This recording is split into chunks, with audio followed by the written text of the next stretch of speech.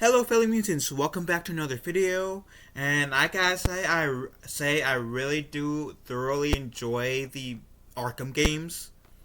I know they is typically referred to as the Arkham Trilogy, as in like Batman Arkham Asylum, Arkham City, Arkham Knight. Even though this may be the weakest one, I also enjoyed playing through Arkham Origins. I think it's connected to the Arkham Trilogy, but I'm not exactly 100% sure. But point is, I love all four of the Arkham games. I really did enjoy playing all four of the Arkham games. Um, I remember the hype at for Arkham City. That was there after the success of Arkham Asylum, and then Arkham Knight. Oh my god, I was so freaking hyped when Arkham Knight was announced, and we got the trailer, and we get to drive the Batmobile. Holy shit, man! Because by then had Arkham Asylum, Arkham Knight, Arkham Asylum, Arkham City, and Arkham Origins, and those three games were great in themselves. But getting Arkham Knight, getting to actually see going in Gotham, Arkham Origins also allowed to go in Gotham, but going to Gotham, but on a bigger scale than what Origins allowed you to have. The return of Kevin Conroy, rest in peace, and having someone that's not the Joker as the bad guy. Oh, that excited me to the moon and back. And then the DLCs. Oh, my Jesus, yes. I loved playing Arkham Knight. And only gripe is you have to get 1% to get the full ending, and that wouldn't be so bad if the Riddler missions weren't a pain. But I play Arkham City the most, and that is my point is I love I play Arkham City the most. Partially because for a while we really only got 3 Arkham games: Arkham Origins, Arkham Asylum, and Arkham City. And I just attached myself to Arkham City the most out of the 3 games leading up to Arkham Knight. And oh my lord. Being able to play as Batman, Catwoman, Nightwing, and Robin. So freaking fun. So freaking fun.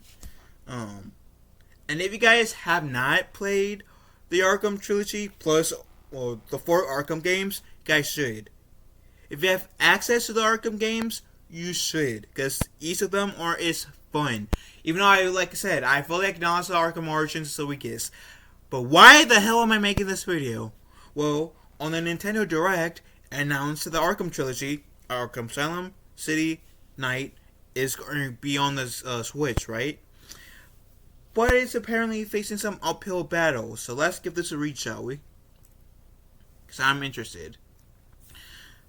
Though it was pretty Super Mario heavy, the most recent Nintendo Direct still had plenty of announcements to keep a non-Mario fan happy. Another local Pokemon Scarlet and Violet's paid DLC confirmation that the Metal Gear Solid Master Collection is heading to the Switch, and more Pikmin 4 details were all just a handful of non-Mario standouts from the recent Nintendo Direct. Rather surprising, the Batman Arkam Trilogy also makes a list. As a franchise that's now 14 years old, the Batman Arkham series is finally heading to a Nintendo console in its complete format. Though the Wii U got Batman Arkham City and Nintendo 3DS got Batman Arkham Origins Blackgate, this is the first time that all 3 mainline Arkham games will be available on the Switch Nintendo platform, and that's actually quite a big deal.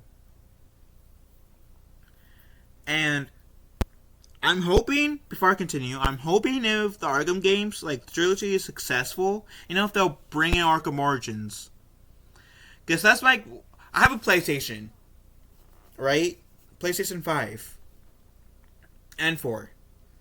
My gripe with them doing like the Return to Arkham set is that they didn't bring in the Arkham Origins, and I think it's like made by a different company, but still, they like. I would have loved to have played Arkham Origins again, partially just to get more trophies. But I hope, like I said, if the the Arkham trilogy is so successful, they'll bring in Origins, because I think Origins also deserves a spotlight too, in my opinion. Anyways, but unfortunately, it isn't all smooth sailing for the Arkham trilogy on Switch. So the Batman Arkham trilogy on Nintendo Switch is facing a tough uphill battle. It's extremely well known that the Nintendo Switch is running on some very outdated hardware. But in 2017, when the Switch first launched, the console was considered inferior to both the Xbox One and...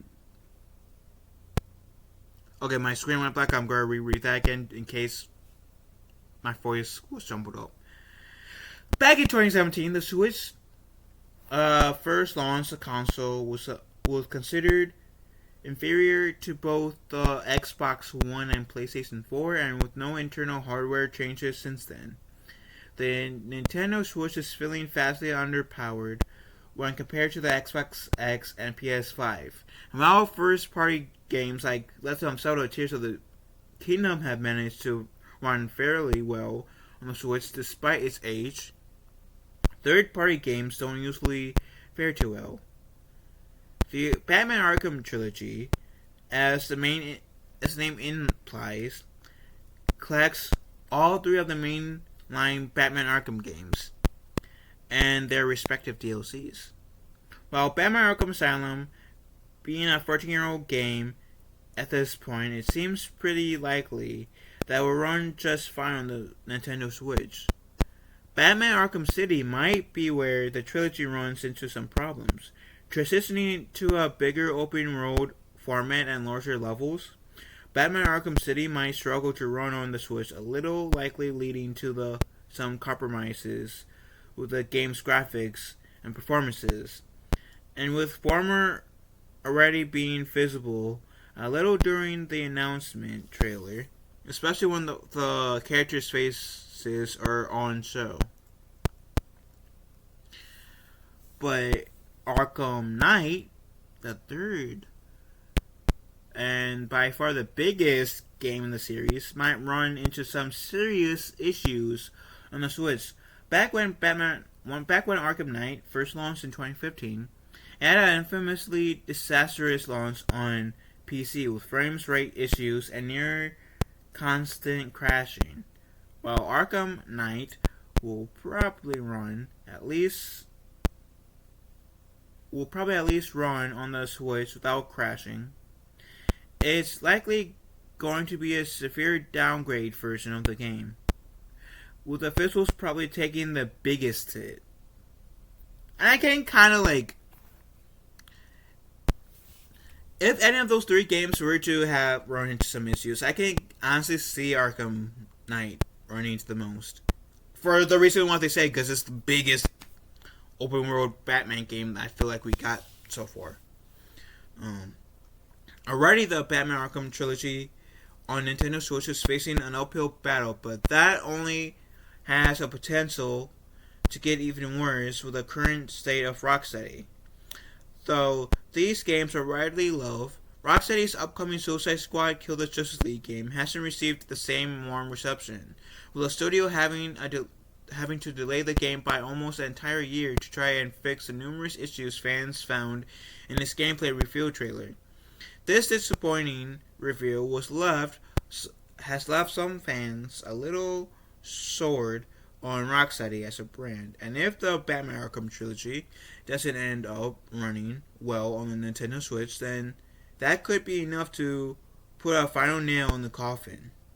But on the complete other end of the spectrum, if Rocksteady pulls this off, then the Batman Arkham Trilogy could completely restore faith in the developer, reminding fans of the reason why the studio was so well respected in the first place.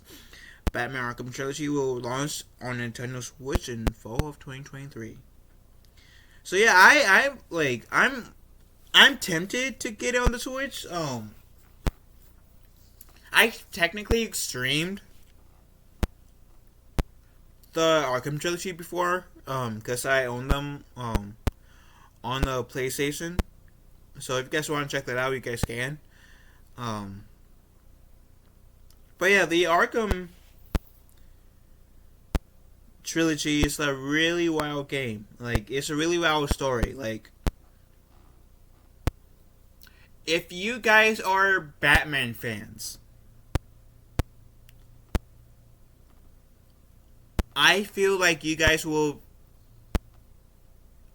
be in love with each game in the trilogy. And Arkham Origins, sir.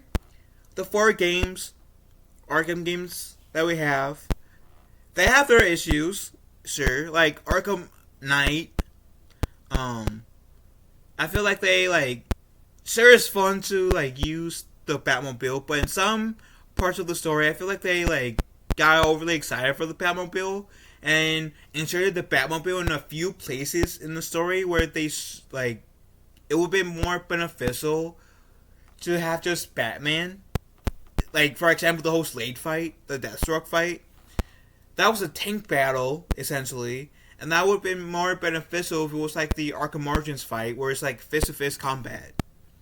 And another thing that probably would be about the Arkham Knight is that you have to beat the get 100% before activating the Nightfall ending, which is fine. Like, in itself, it's not a bad concept. But if the Riddler mission wasn't such a pain, then it would have been more, it would have been more I would have been more willing to do it. Get 1% in Arkham Knight. So I'll give them that.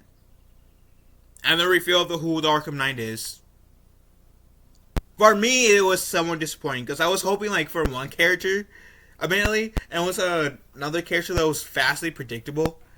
And if you're so used to playing Arkham Knight, Origins, and City, then playing Arkham Asylum might be I have to get back in the rhythm of that, because since Arkham Asylum wasn't you guys know what I mean by the combat system, but Arkham Asylum was such a good game that's me just nitpicking. But the story is good. I feel like at least 98% of the gameplay is really good. The graphics hasn't really disappointed me, and I am tempering my expectations when it comes to the graphics for the Switch version a little bit. But